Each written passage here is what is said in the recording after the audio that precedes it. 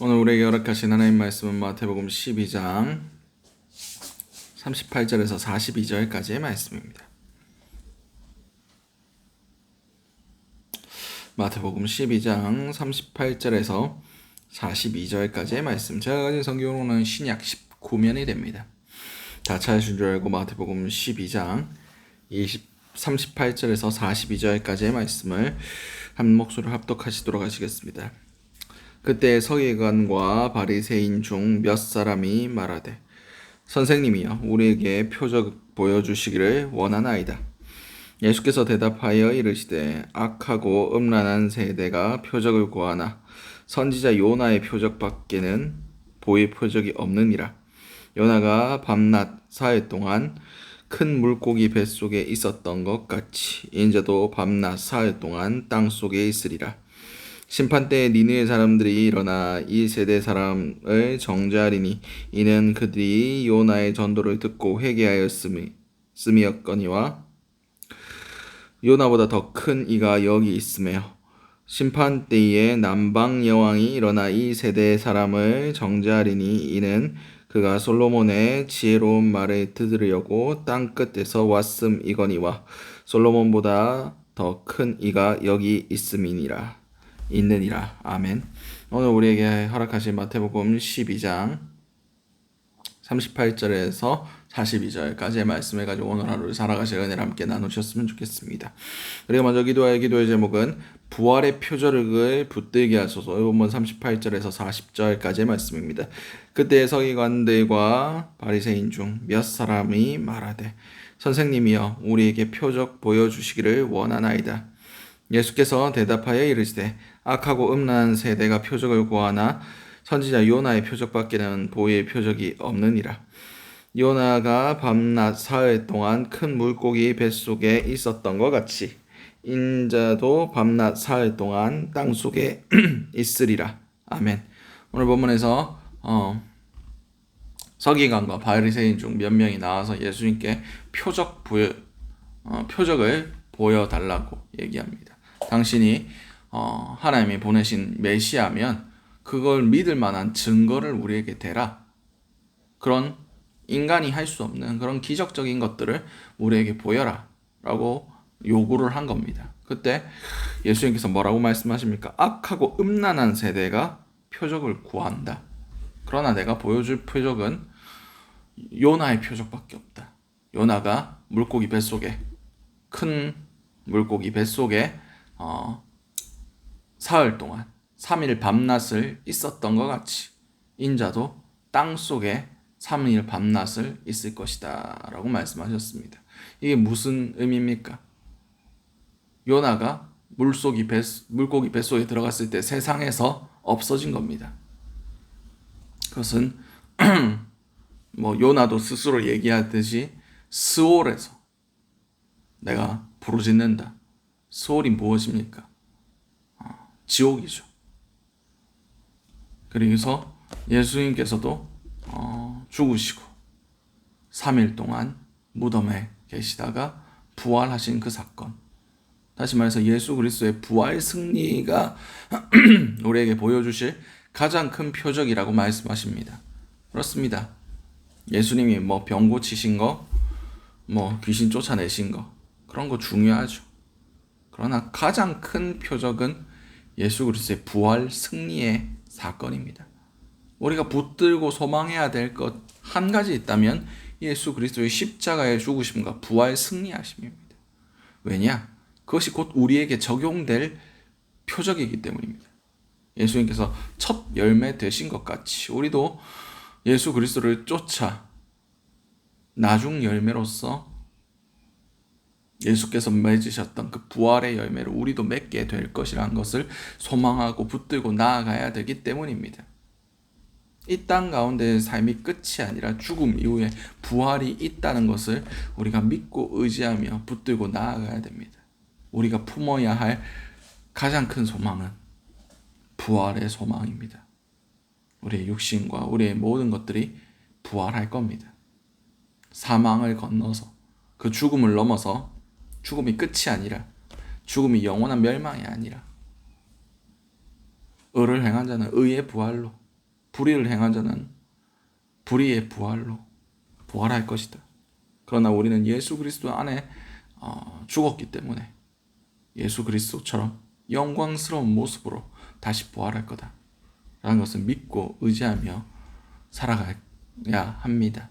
그 부활의 소망함, 그 부활의 신앙을 가질 때 우리는 이 땅 가운데서 좀 덜 먹어도 되고 좀 덜 누려도 되고 덜 가져도 됩니다. 왜냐하면 이 땅이 우리의 삶의 종착역이 아니기 때문입니다. 이 땅 가운데서의 삶이 다가 아니라는 것을 우리가 믿기 때문입니다. 오늘 하루 살아가실 때 부활의 소망 안에서 살아가실 수 있는 저와 여러분들이 되시기 바랍니다. 예수 그리스도께서 우리에게 보여주신 부활의 그 표적을 믿고 의지하며 그것을 쫓아가며 이 땅 가운데 그 소망보다 죽음 이후의 소망, 천국의 소망, 부활의 소망을 붙들고 살아가시는 저와 여러분들이 되시기 바랍니다.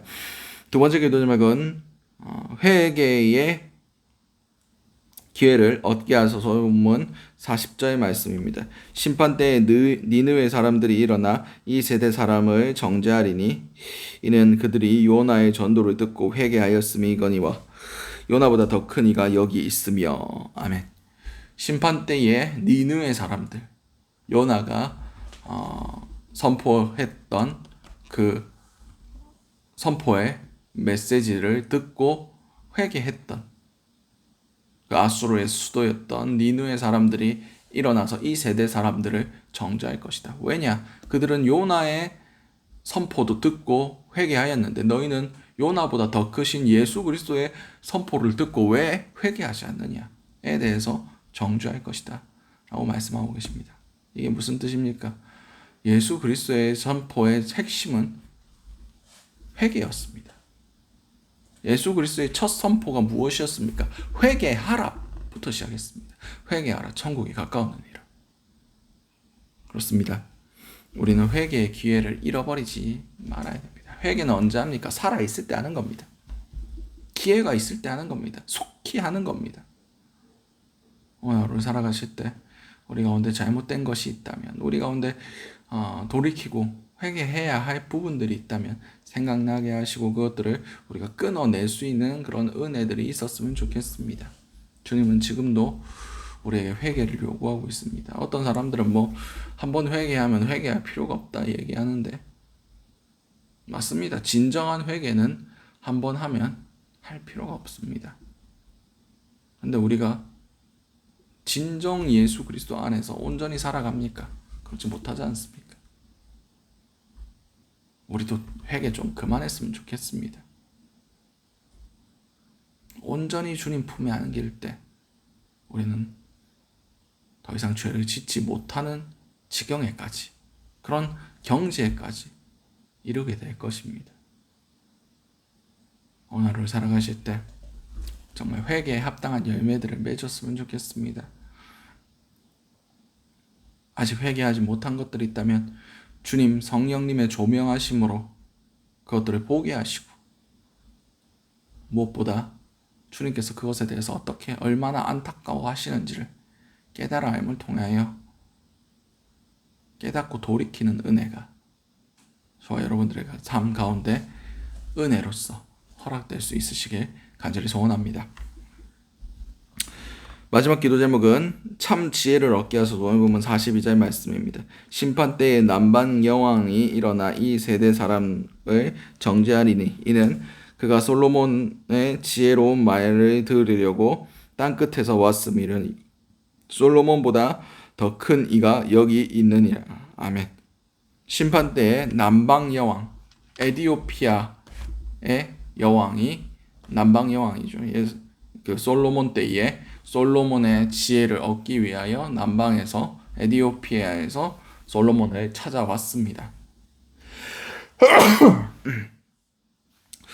근데 그 남방 여왕이 이 세대를 정죄할 것이다 라고 말씀하고 계십니다. 왜냐하면 솔로몬보다 더 지혜로우신 분이 예수 그리스도신데 예수 그리스도의 지혜를 그들이 예수 그리스도께서 선포하시는 그런 내용들, 천국의 지혜로운 말씀들을 그들이 들었지만 그들이 그 지혜를 받아들이지, 그 지혜를 사모하지 않았기 때문에 그 남방 여왕이 이 세대 사람들을 정죄할 것이다 라고 말씀하고 계십니다. 그렇습니다.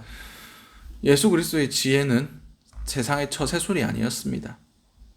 세상에 인정받는 법, 세상의 높임을 받는 법, 세상 가운데 잘 먹고 잘 사는 법, 그것이 아니었습니다.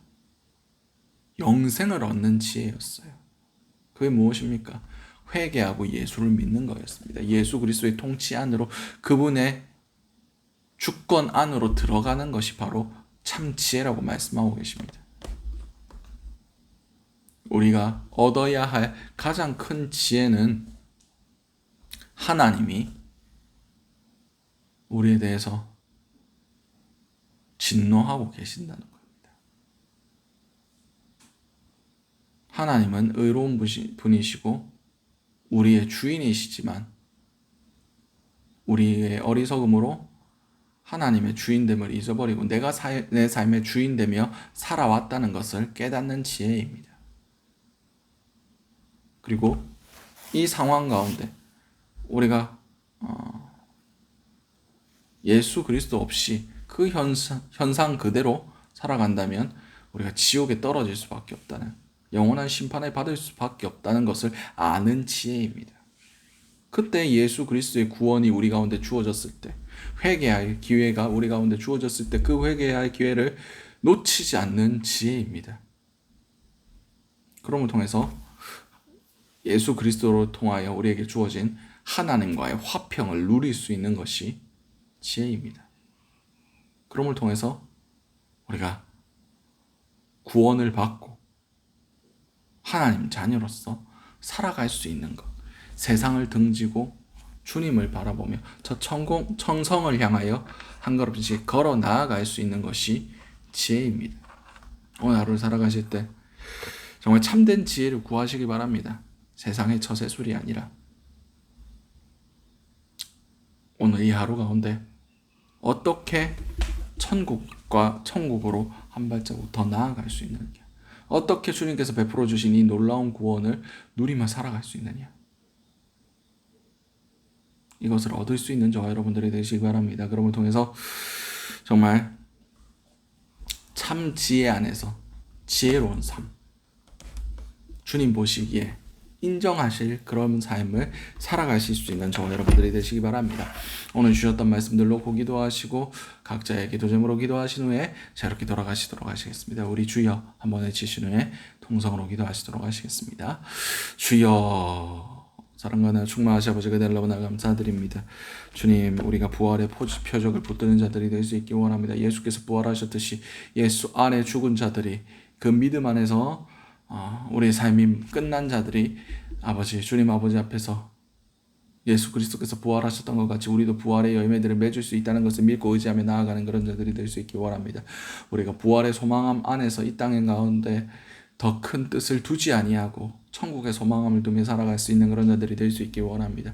주님, 우리가 회개할 기회를 얻게 하소서.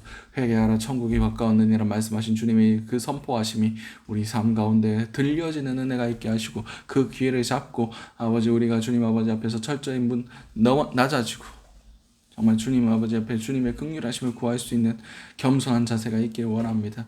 그런 걸 통해서 온전히 회개함으로 주님께서 원하신 뜻이 이루어질 수 있게 하시고 참된 지혜 안에서 정말 세상의 것들을 쫓아가는 그런 어리석은 자들이 되지 않게 하시고 날마다 자기 자신을 부인하며 주님을 따라갈 수 있는 지혜가 우리 가운데 있길 원합니다. 한 번뿐이 허락되지 않은 이 삶을 정말 지혜롭게 살아갈 수 있는 우리의 삶이 될 수 있도록 주님께서 이끌어 주시고 아버지 조명하여 주시고 주님의 뜻을 명확히 밝혀 보여 주시옵소서.